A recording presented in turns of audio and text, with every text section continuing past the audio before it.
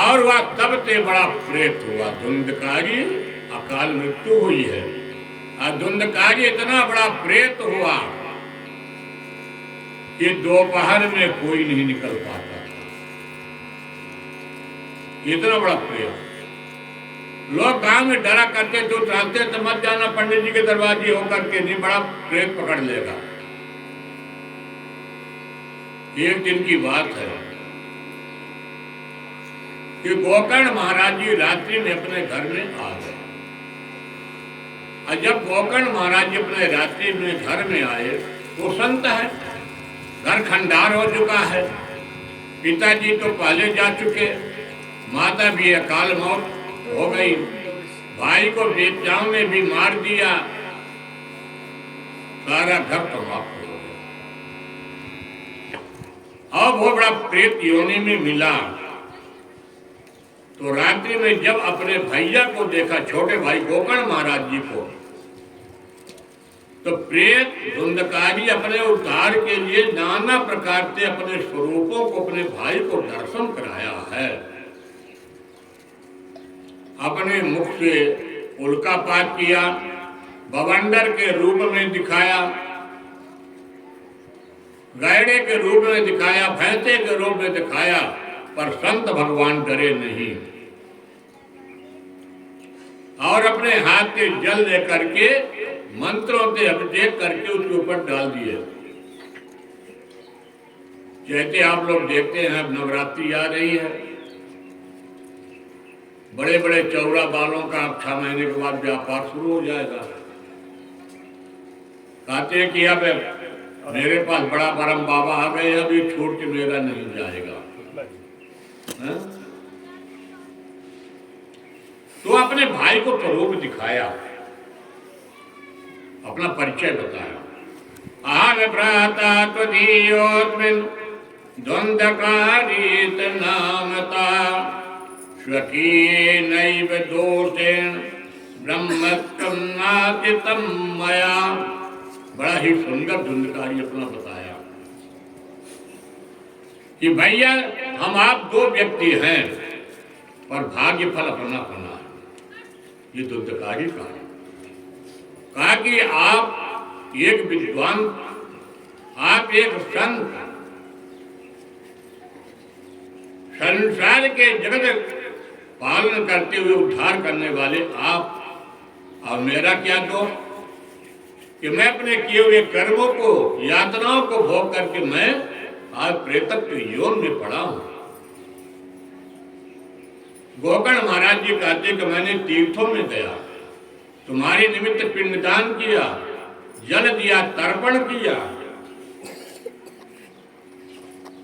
वह धुंधकारी बोलता भैया इससे मेरे जीवन का उद्धार होने वाला नहीं है।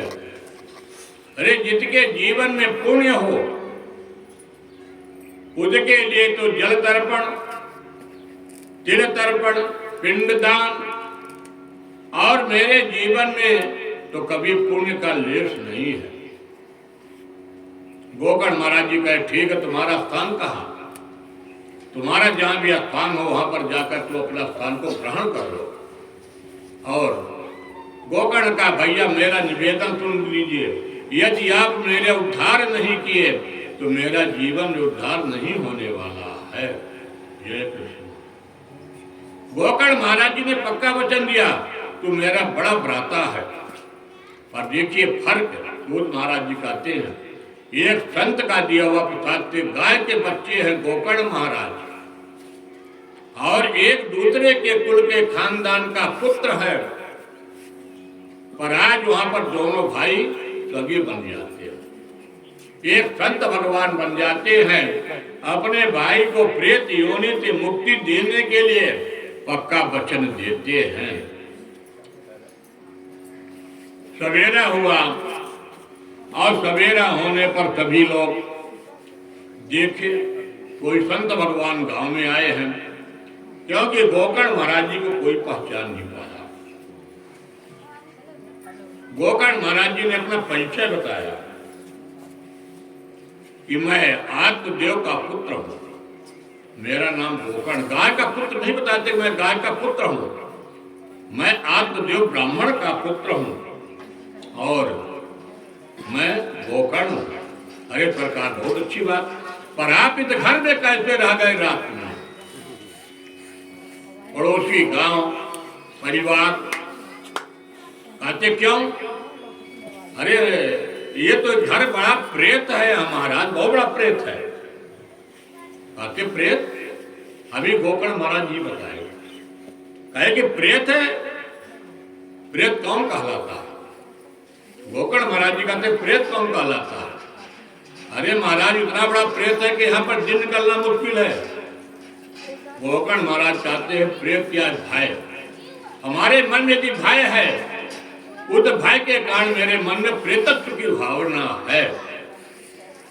यदि हमारे प्रति ठाकुर के प्रति समर्पण के भाव, राधा माधव के प्रति समर्पण का भाव है, तो हमारे शरीर में प्रेतत्व की भावना समाप्त हो जाएगी। कहीं प्रेत है नहीं। आप बताते गोकर्ण महाराज जी, अवश्य इस घर में मेरा छोटा बड़ा भाई धुंधकारी प्रेत योनि में पड़ा है। आप लोगों ने बहुत सही कहा, पर ये बताइए मेरे भाई का उद्धार कैसे हो? गोकर्ण महाराज जी गांव के पड़ोसी थे, तब से पहुंचे। आप बुजुर्ग हैं, सियाने हैं, माता पिता के तुल्य हैं, बताइए। तो सभी कहते हैं प्रभु इतने बड़े संत भगवान आप, और आप कहते हैं कि आप मेरे भाई के उद्धार का रास्ता बताइए। अब आपके सामने जैसे दीपक के तले अंधेरा, दीपक जला करके प्रकाश किया जाता है, और दीपक की रोशनी बुझ गई तो अंधेरा हो गया। गोकर्ण महाराज जी कहते हैं कि ठीक।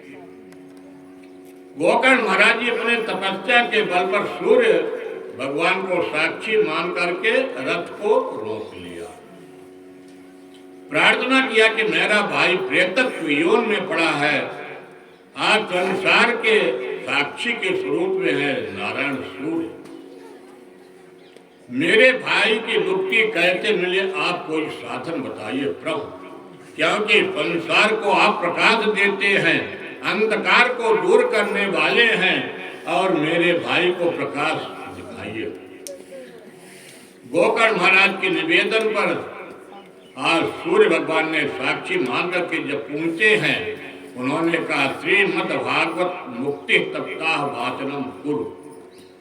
अरे गोकर्ण जी, अपने भाई को श्रीमद् भागवत सप्ताह ज्ञान यज्ञ का आयोजन करो, और निश्चित ही आपके भाई का प्रेत योनि से मुक्ति मिल जाएगी। जय कृष्ण। जल्दी जल्दी वेदी बन गई। श्रावण का महीना आया, क्योंकि हमारा भागवत भगवान 12 महीना कोई दिक्कत नहीं है, पर उस जमाने में कुछ महीने विशेष तौर पर रखे थे। श्रावण महीने में सुंदर वेदी बन गई, व्यासपीठ बन गया, और गोकर्ण महाराज जी को बढ़िया आसन पर बैठा दिया गया। आसन पर बैठा करके, क्योंकि देखिए यहाँ पर ध्यान दीजिए, हम आप सभी आप हमारे श्रोता हैं, पर एक श्रोता विशिष्ट प्रकार का होता है। किसी न किसी निमित्त में वह कार्य किया जाता है, और वह व्यक्ति संकल्प लेता है उस कार्य के निमित्त। तो यहाँ पर जब गोकर्ण महाराज जी श्रीमद् भागवत कथा प्रारंभ करते हैं, तो यहाँ पर श्रोता तो पूरा गांव है, तुंगभद्रा तट के किनारे सभी हैं, पर यहाँ भागवत एक व्यक्ति के लिए किया जा रहा है, वह अपने भाई के उद्धार करने के लिए। व्यासपीठ पर बैठे हुए गोकर्ण महाराज अपने भाई के लिए संकल्प किया कि मैं अपने भाई को श्रीमद् भागवत भगवान की कथा को श्रवण करा करके और मुक्ति दिलवाऊंगा। श्रीमद् भागवत कथा प्रारंभ हुई। अब श्रीमद् भागवत कथा जैसे प्रारंभ हो जाती है, तो भागवत कथा में 3 चीज सबसे पहले आक्रमण करते हैं। भागवत भगवान स्थापित हो गए, आसन लगा दिया गया। पर धुंधकारी कैसे आए? धुंधकारी तो हवा है, तो धुंधकारी तो आ नहीं सकता है। तो धुंधकारी उस यज्ञ मंडप के पास स्थान को ढूंढने लगा और स्थान ढूंढते ढूंढते धुंधकारी एक 7 गांठ का बांस पाया और वह बांस में छिद्र था। छिद्र में जाकर के वह प्रेत धुंधकारी बैठ गया। यद्यप ये जो अपने 7 गांठ का बांस का स्वरूप आया, और मान लीजिए कलयुग में कोई प्रेत है तो छिद्र है तो उसमें बैठ जा सकता, कोई दिक्कत नहीं। इसलिए और बहुत वहां पर यजमान भी बैठ गए। अत्रैव भावा सद्य स्रोतारो मम निर्मला। तो सबसे पहले निद्रा देवी प्रवेश करती है। जब कहीं पर अच्छा कथा भागवत हो, संकीर्तन हो, तो सबसे पहले निद्रा देवी आती है। और जब व्यक्ति निद्रा देवी को विजयी हो जाता है तो कलयुग का सबसे बड़ा वह श्रोता कहलाता है। प्रेत जाकर के अपने स्थान में बांस में घुस गया। जब सायंकालीन भागवत भगवान की कथा का विराम हुआ, एक गांठ फट गया। लोगों के मन में संदेह हुआ कि हो सकता कि मंडप का पद्म ढीला रहा होगा, बैठ गया। पर वहां पर कौन देख रहे थे? गोकर्ण महाराज जी तो देख रहे हैं कि यहाँ पर किसका असली भक्त कौन है? वह मेरा भाई धुंधकारी। और जयते भी 7 दिन भागवत की कथा हुई। 7वें दिन भागवत भगवान का विश्राम हुआ। आज वह धुंधकारी अपने प्रेतत्व योनि से मुक्त होकर के एक सुंदर रूपवान प्रकट हो गया। वह एक सुंदर स्वरूप प्राप्त किया, परिधानों से अलंकृत होकर प्रकट हुआ और महाराज गोकर्ण जी को प्रणाम किया और भैया को परिक्रमा करके कहा, भैया आप तो मुझे भव सागर से मुक्ति दिया। और वह गोकर्ण की परिक्रमा करने के बाद चला गया। और जब रास्ते में जाने लगा, उसको याद आ जाती कि मेरी माँ भी कि मैं जो अधोगति किया, आज मेरी माँ कित योनि में पड़ी होगी। पर आज उस भागवत के श्रवण करने के माध्यम से धुंधकारी भी के आगे आगे भगवान के पार्षदों ने दिखाया कि तुम्हारे माँ धुंधली का सबसे पहले विमान जा रहा है। और इस भागवत के माध्यम से धुंधकारी प्रेतत्व यौन से मुक्ति मिल गया और धुंधली की भी जाकर के मुक्ति मिल जाती। बोले वृंदावन बिहारी लाल की जय। तो यहाँ पर लोगों ने प्रश्न किया, शौनक ऋषि सूत महाराज जी से प्रश्न किया। कहते हैं कि भागवत भगवान को श्रवण सब किया, पर मुक्ति यहाँ पर एक को मिली, धुंधकारी को, धुंधली को।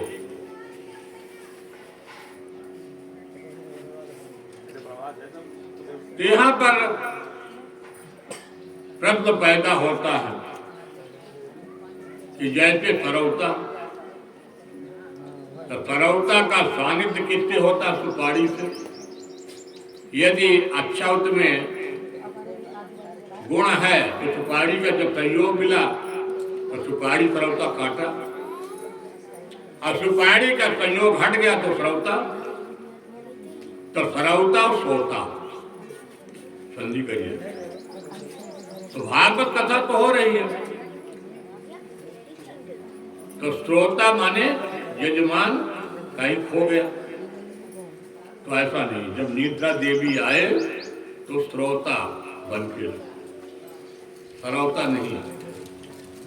सुखदेव जी कहते हैं मुक्ति का मतलब नहीं है, मुक्ति का मतलब आत्मबोध। यहाँ पर सुखदेव जी गोकर्ण महाराज जी कहते हैं मुक्ति का मतलब हुआ द्वंद्वकारी को आत्मबोध। हमारे मन में जो यह भावनाएं हैं और मृत्यु के समय जिस भावना को लेकर के मेरी मृत्यु होगी, यह मेरा शास्त्र प्रमाण है कि मुझे उसी योनि में जाना पड़ेगा। जिस योनि में मैं चिंतन करूंगा मरते समय, तो मृत्यु के काल में मैं उसी योनि में जाऊंगा। प्रेतत्वदीय पंकज पंजरांते अजय में बिततुमानत राजहं प्राण प्रयाण तमये कपवात पित्तौ कंठावरोदनम विदौ स्मरणं कुतस्ते। अंत में चाहे जितना भी गंगा जल डाल दीजिए, वह गंगा जल भी गाल के अंदर एक बूंद भी नहीं जाने वाला। यमराज के दूत जाके कंठ अवरोध कर देते हैं कि कहीं ऐसा न हो जाए कि भगवत नाम उच्चारण एक बार निकल जाए। पुनरपि जन्मम पुनरपि मरणम पुनरपि जननी जठरे तयानम। यह संसार में पुनर्जन्म 84 लाख योनियां, और 84 लाख योनियों में जो जैसे अपना कर्म करता हो वही जाकर के उसको उस योनियों में घूमना पड़ता है। जितनी भी योनियां बताई जाती है और उस योनियों में आकर के आदमी को घूमना पड़ता है। सुखदेव जी कहते हैं सभी लोगों ने अनुरोध किया, फिर दूसरा श्रावण का महीना आया, पुनः भागवत हुई। गोकर्ण महाराज जी ने पुनः सुनाया। सभी अपने मन को एकाग्र करके और इस बार श्रीमद् भागवत सप्ताह ज्ञान की को श्रवण करके भव सागर से मुक्ति प्राप्त कर लेते हैं। सूत महाराज जी अंतिम में भागवत के कुछ विधान भी बताते हैं कि भागवत का विधान भी बताया जा रहा।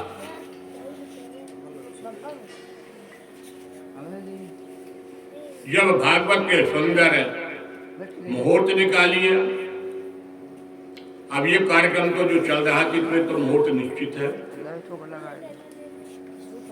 इसमें तो निश्चित, फिर भी इसका भी मुहूर्त निकाला गया कि भाई वेदी का निर्माण, देव पूजन, ये सभी चीजें होती हैं। इसके बाद कलयुग की जो सूत महाराज जी बताते हैं कि शरीर की गति, भाई बिना यदि उस शरीर में ऊर्जा दिए हुए तो एक दिन तो आप हिम्मत करके भागवत भगवान की कथा सुनेंगे और दूसरे दिन शरीर में दर्द होगा। इसलिए उस जमाने में तो शेर भर घी का विधान था कि एक शेर घी पिया जाए, पर आप तो कलयुग में शेर भर घी क्या मुश्किल से 1 ग्राम भी पीना मुश्किल है ना। तो भागवत में बढ़िया सुंदर पलती लगा के बैठना चाहिए, शरीर में किसी प्रकार से तकलीफ ना हो, क्योंकि कलयुग है, नाना प्रकार के आदि व्याधि है। सबसे पहला घुटना, पिलर कमजोर कर देते भगवान, तो पिलर कमजोर हो जाए तो बढ़िया कोई दिक्कत नहीं, कुर्सी में भी बैठ के भागवत भगवान की कथा सुना जा सकता है, उसमें मत मानिए। यदि शरीर स्वस्थ है तब तो कोई दिक्कत नहीं। आवाज बहुत बढ़िया तिथि भी है, एकादशी तिथि है? बोलिए राधे राधे। तो आज एकादशी की तिथि पर ठाकुर जी का हमारे वैष्णव संप्रदाय में हर 15 दिन में एकादशी तिथि आती है। प्रयास ये करना चाहिए कि जीवन को भोजन करते करते अपनी उम्र निकल जाता है, और एक दिन एकादशी के दिन व्रत रखना चाहिए। सुदामा जी के जीवन में तो न जाने कितनी एकादशी बीत गई। कभी कथाएं आएंगे तो आज आप थोड़ा सा महात्मा बता दें, इसके बाद कथा बढ़ेगी। एकादशी का तो आज बड़ा पवित्र है एकादशी, और वो भी एकादशी क्या, पाप मोचनी एकादशी। आज की जो एकादशी है, आपके हमारा तिवारी परिवार कितना मंगलमय कि पाप मोचनी एकादशी पर अपने पिताजी को सुंदर इस भागवत भगवान की कथा श्रवण करवा रहे हैं। यद्यप वो तो देवतुल्य है, वो तो ये तो पुत्र का धर्म है, ये तो पुत्र का धर्म है, फिर भी आज पाप मोचनी एकादशी है। तो भोजनम तो परम मन्य कथा श्रवण कारकम, हमारे यहाँ विधान है। यदि मान लीजिए आप आदि व्याधि से पीड़ित हैं तो थोड़ा सा भोजन भी ले सकते हैं। भोजन करते इसलिए मना किया गया कि बैठने में तकलीफ होती, पेट में दबाव पड़ता, तो इतना आप थोड़ा सा भोजन ले लीजिए कि आपको तकलीफ भी ना हो और बैठने में आराम भी हो। नौक बातम परम प्रोक्तम कथाया विघ्न करो यदि, यानी भागवत भगवान की कथा में विघ्न न हो, और भगवान हमारे जो वेद व्यास इत्यादि हैं तो हमारे लिए सब साधन बना दिए, बैठने के लिए साधन बना दिए, हमको कैसे कैसे रहना चाहिए वो सब साधन बना दिए। भागवत भगवान की कथा का स्थान ऐसा होना चाहिए।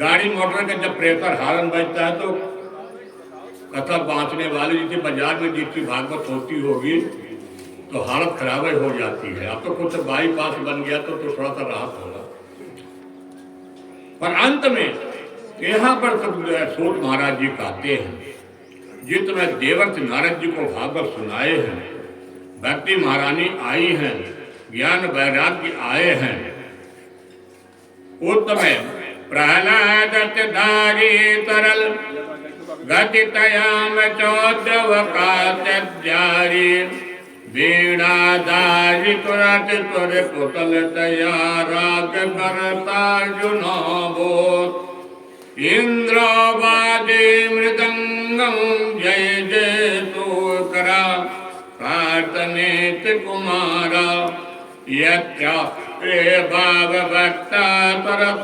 पुत्रो बभूवो। प्रहलाद जी ने ताली बजाने लगे हैं, उद्धव जी ने कांसा लेकर के और इंद्र ने मृदंग लेकर के सनत कुमार जी के जय जयकार करते हुए, और सभी लोग भक्ति महारानी के लिए, ज्ञान वैराग्य के लिए, और सभी लोग अगवानी करते हैं। इतना ज्यादा कीर्तन बढ़ जाता है कि सबके हृदय में भक्ति महारानी प्रवेश कर जाती है। बोले वृंदावन बिहारी लाल की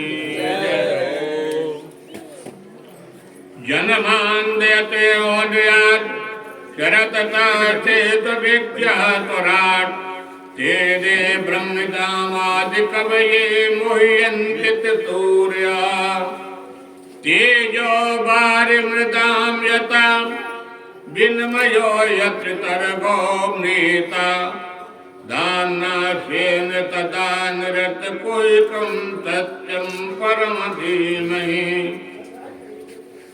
हमारे भागवत में 12 स्कंद हैं, महात्मा अलग 12 स्कंद के साथ 335 अध्याय, सबके स्कंद अलग।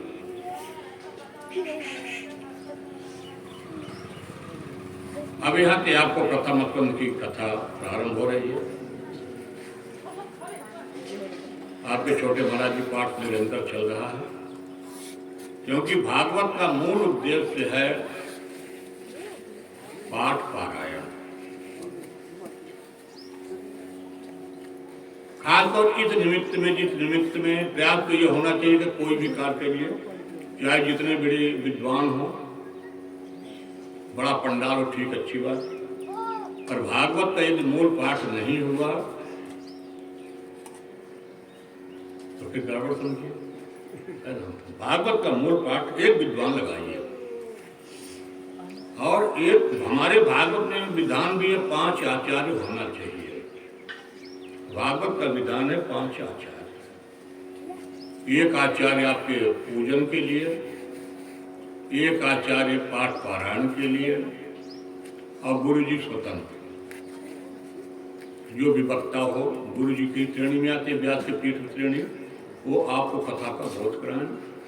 फिर यदि सामर्थ्य तो 5 ब्राह्मणों में काम दे दीजिए, कोई गायत्री का जाप कर रहा तो कोई अन्य जो आपकी राम रक्षा स्रोत है, विष्णु शास्त्र नाम है, इनकी पाठ। 5 ब्राह्मणों का विधान है, फिर भी 5 ब्राह्मण नहीं तो आचार्य जी आपके है ही, वो तो परमानेंटली रहेंगे, क्योंकि पूजा पाठ का आचार के निमित्त ही पहले भी बता दिए।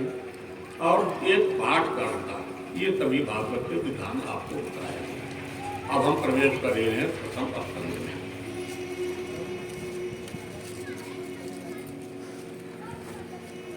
सूत महाराज जी कहते हैं तौनका विधि, सभी ग्रंथों में किसी न किसी देवता की स्तुति की गई है। चाहे वाल्मीकि रामायण हो, राम कथा हो, सबकी स्तुति की गई। और भागवत में किसी भी देवता की स्तुति नहीं की गई है। वेद व्यास जी ने किसी ग्रंथ की स्तुति नहीं किया है। भागवत में यदि स्तुति किया है उस परमात्मा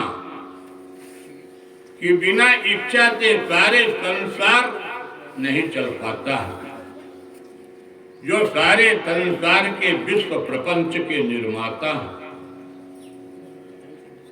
जिन्होंने पालित करते पालनहार हैं, सृष्टि करने वाले ब्रह्मा जी, और अंत में वही भगवान रुद्र के रूप लेने वाले हैं। ये तो भागवत में हिरण्यगर्भ भगवान की वंदना की गई है। सत्यम परम धीमहि, सत्य सनातन वैदिक की यहाँ पर परिकल्पना किया गया, क्योंकि यह जो मेरा सत्य है परेशान हो सकता है, पर सत्य अपराजित नहीं हो सकता। सत्य विजय प्राप्त करता, परेशान होने का लक्ष्य। तुलसी बाबा ने स्वयं कहा है, धर्म दोतर सत्य समाना, तागम निगम पुराण बखाना।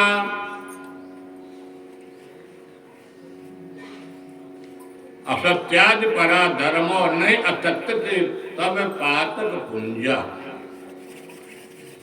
और आजकल क्या करते, कहते असत्य बोलते जाओ। इंटरनेट की दुनिया पर वो भी फंस जाता है। इंटरनेट की दुनिया में भी फंस जाता है कि मैंने अमुक जगह हूं, तो आदमी जान लेते हैं कि अमुक जगह आने में कितना समय लग सकता है।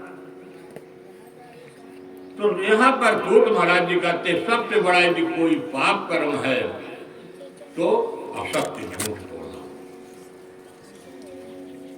और सत्य से बढ़कर के कोई धर्म नहीं है। तो भागवत में यदि किसी की स्तुति की गई है, वेद व्यास स्तुति की है, तो सत्य की स्तुति किए हैं। सूत महाराज जी कहते जीवन का असली संकल्प है सत्य बोलना।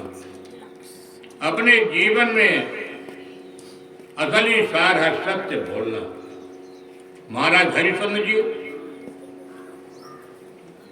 कितना परेशान हुए। महाराज हरिश्चंद्र जी के सारा राज्य पाठ समाप्त हो गया। आज भी काफी राज जो बनारस का नाम चलता, मणिकर्णिका घाट, वहां पर 2 भाग हैं, एक हरिश्चंद्र घाट मणिकर्णिका घाट का एक हरिचंद दक्षिण भाग में गंगा जी किनारे। हरिचंद महाराज जी अपने सत्य पर नहीं, यहाँ तक कि अपने पुत्र रोहित की भी माते महारानी रानी से भी करदान के रूप में उनकी आंचल भी ले लिया, पर कहा कि आज मैं आपके पति नहीं हूं। रानी ने समझाया कि प्रभु अब इससे बच क्या होगा, कहा नहीं, पर आज वह सत्य के सामने भगवान को भी तीनों को रूप लेना पड़ा। यदि महाराज हरिचंद्र थोड़े से डिग जाते वहां पर अपराजित हो जाते, पर सत्य से उन्होंने समझौता नहीं किया। तो भागवत में भी संकल्प लेना चाहिए। धर्म प्रोजित कैत्रव परमो निर्वत तराणाम तताम वेद्यम वास्तवमत्र पत्तिवतम तापत्रयोन्मूलनम। 3 प्रकार के ताप होते हैं, दैहिक, दैविक, 3 प्रकार के, आज दैहिक, दैविक और भौतिक 3 प्रकार के ताप हैं। तो श्रीमद्भागवते महामुनि कृते किम वै परैरीप्रः सद्यो हृदय वरुध्यते पृथिवी स्वत्रमिव च क्षणात्।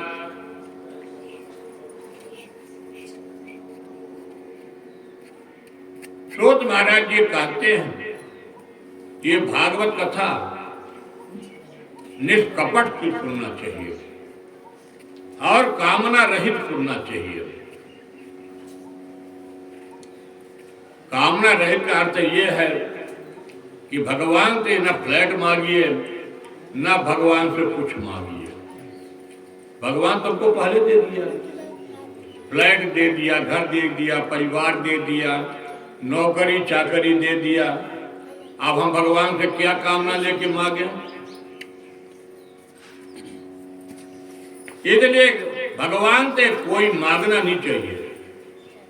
कहा तो हमारी जो मात्र शक्तियां हैं ना, तो जब खाली मंदिर में भोलेनाथ यहाँ पहुंचती है तो अपना मस्तक लगा लगा करके खूब मांगती है, पर देखिए अपने लिए कुछ भी नहीं मांगती। मात्र शक्तियां हमारी बहुएं अपने लिए नहीं मांगती है, किसके लिए मांगती? हमारे लिए मांगती।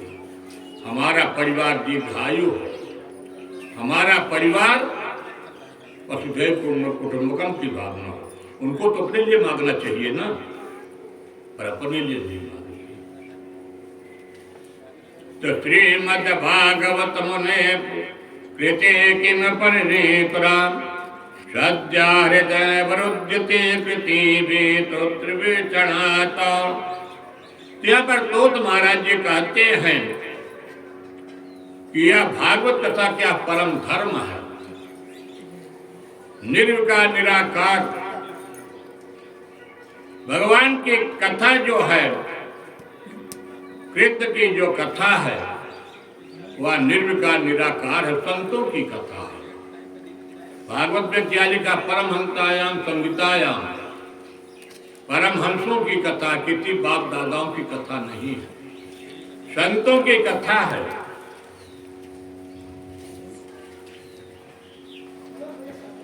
और कथा के मन में एकाग्र करके कथा को श्रवण करना चाहिए। अपने हृदय में भगवान नारायण को बैठाइए, कृष्ण जी को। हमारे भागवत में भगवान कृष्ण की कथाओं का वर्णन किया गया है, इसका नाम है श्रीमद् भागवत महापुराण। श्रीमद् भागवत, भगवान की भक्ति की कथा। पहले ये अलग कर दीजिए, श्रीमद् भागवत अलग अलग कर दीजिए। तो भागवत क्या है? भगवान की कलयुग में भक्ति की कथा है। और आज कलयुग में सबसे ज्यादा भी भक्ति चल रही है। अभी तो कुछ ही महीने ही बीता, हमारे प्रयागराज महाकुंभ की दर्जा मिला। कुंभ नहीं, महाकुंभ की दर्जा प्रशासन ने दे दिया, योगी सरकार, योगी गवर्नमेंट। न? प्रयागराज के वासी परेशान हो गए कि महाकुंभ की घोषणा कब समाप्त हो जाएगी, बंद हो जाए। पर देखिए लास्ट में भी अभी भी मेला समापन हुआ है। ये है भक्ति। लोग पैदल चल करके, बिना साधन वादन के चल करके, आपके पीछे से रास्ता थे, आपके पीछे भी रास्ता, सामने भी है, देख लीजिए कि गाड़ी मोटर क्रॉस करना मुश्किल था। ये है जीवन की भक्ति। कहां थे लोग आकर के अपने इस भारत भूमि के प्रथम पृथ्वी पर प्रयागराज, जिनको नाम है भागवत, वैसे प्रयागराज के तीर्थों का राजा बताया गया। समस्त तीर्थों का राजा क्या है? प्रयागराज। उसी तरह पुराणों के राजा हैं तो कौन है? श्रीमद् भागवत महापुराण। 18 पुराण है और सारा पुराण में श्रीमद् भागवत। और भागवत भगवान की इतनी बड़ी महिमा, इतने दिव्य चिन्मय स्वरूप है। भागवत में जिस प्रकार के दीपक जलाकर के प्रकाश दिया जाता है, उसी तरह से भागवत भगवान को अपने हृदय में दीपक रूपी ले जाकर के जला के बैठ जाइए। काम क्रोध मद लोभ मोह मात्र का जो अंधेरा छाया हुआ है, वह सारे अंधकार को दूर करके और भगवान साक्षात नारायण प्रकाश ही प्रकाश देते हैं। बोले जय कृष्ण। अब भागवत का प्रागट्य कैसे हुआ?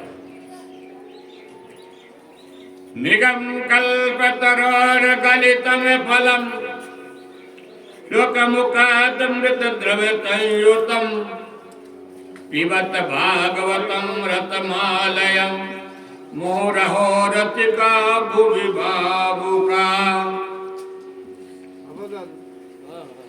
हमारा भागवत कैसे है? वेद रूपी कल्प वृक्ष है। ये भागवत क्या है? एक वेद रूपी वृक्ष है।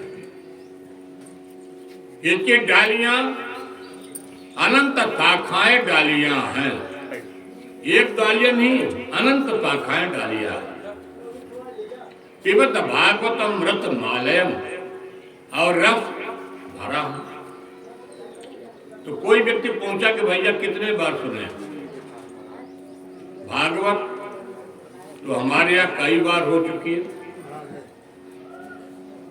यहाँ पर वेद व्यास जी ने लिखते हैं, इसमें इतना रस है कि छिलका गुठली इसमें है नहीं। वेदांती लोग, इसके दांत नहीं है। जैसे पहले आम को चूसा जाता था तो कहते भैया आम को चूसने वाली भागवत थोड़ी है। कहते हैं बस, कहते हैं पिबत भागवतम रत आलयम। और जैसे फिर पीछे चलिए, सुख मुखाद मृत द्रव्य संयुक्तम। तो जैसे आम के फल में सुग्गा टोट मार देता है, तो जब सुग्गा टोट मारता है तो आम का फल कितना बड़ा मीठा हो जाता है। आप तो आजकल आम कैसे काटते हैं? चाकू से काट के खा लेते हैं। आम का थोड़ी बहुत स्वाद है।